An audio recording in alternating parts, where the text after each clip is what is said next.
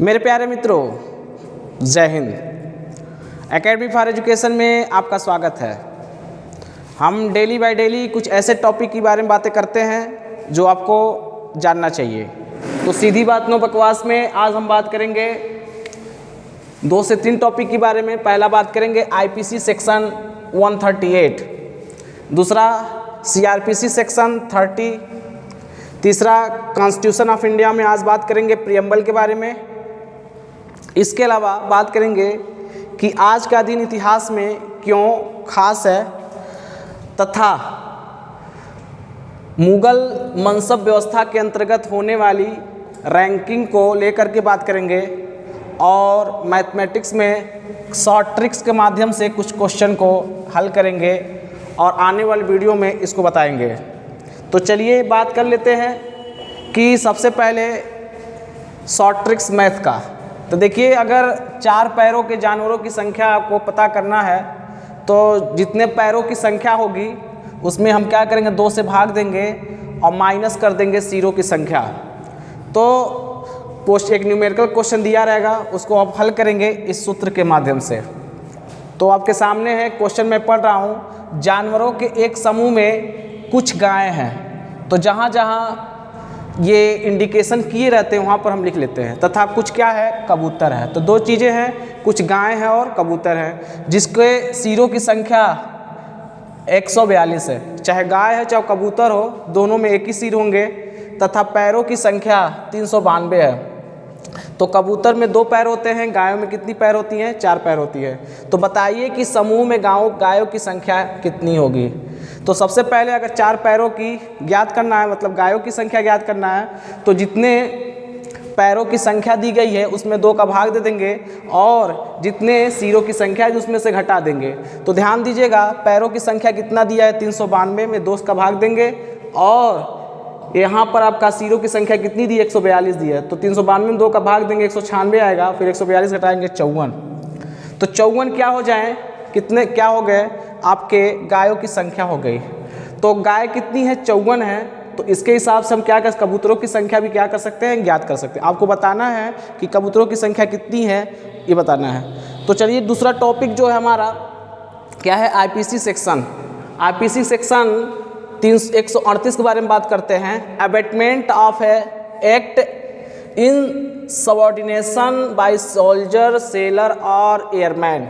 Chapter 7 offenses relating to the Army, Navy and Air Force in section 131 to 140. Second topic CRPC section 30, sentence of imprisonment in default of fine, chapter 3rd in section 26 to 35, power of courts. And third topic is Constitution of India is preamble.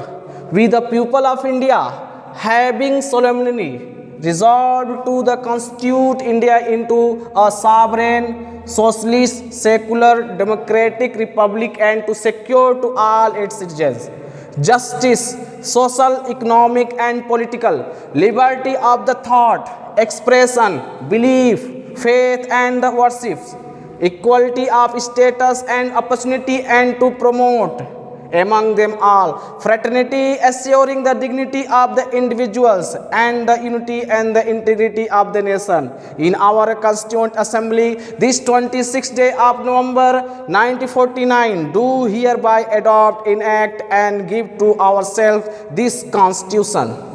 ये आपका क्या था, preamble था। अब हम बात कर लेते हैं आज का दिन, मतलब 18 मार्च का दिन इतिहास में क्यों खास है। आज ही के दिन 1972 में पहली बार विश्व पुस्तक मेले का आयोजन किया गया।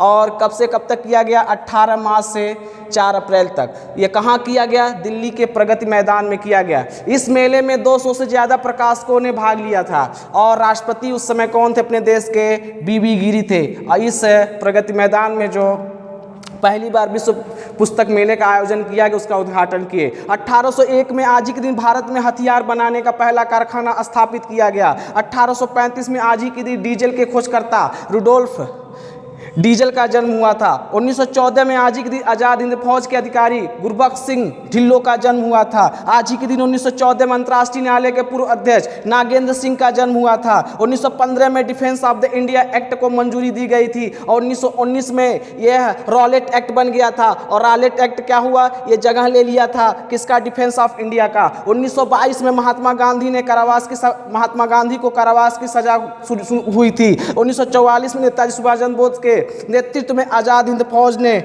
बर्मा की सीमा पर पार करके भारत में प्रवेश कर लिए थे। ये दोस्तों क्या था हमारा इंपॉर्टेंट फैक्ट के रूप में। आज का दिन मतलब 18 मार्च का दिन इतिहास में क्यों खास था। अब इंपॉर्टेंट फैक्ट की बात कर लेते हैं।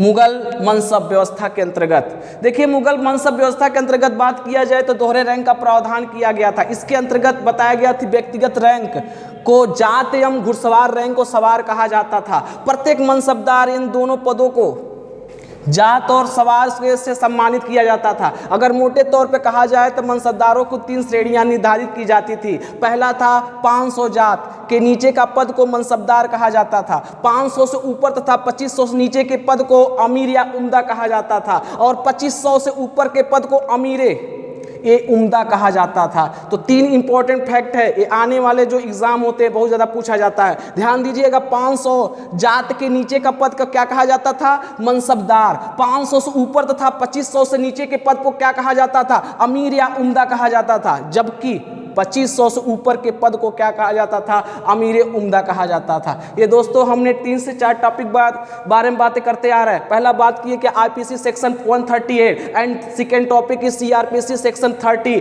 Third topic constitution of India is taken the preamble of India and fourth topic is a day in history 80 March and fourth topic short tricks and Mughal मनसब व्यवस्था in construct of in the end of the video. Thank you very much.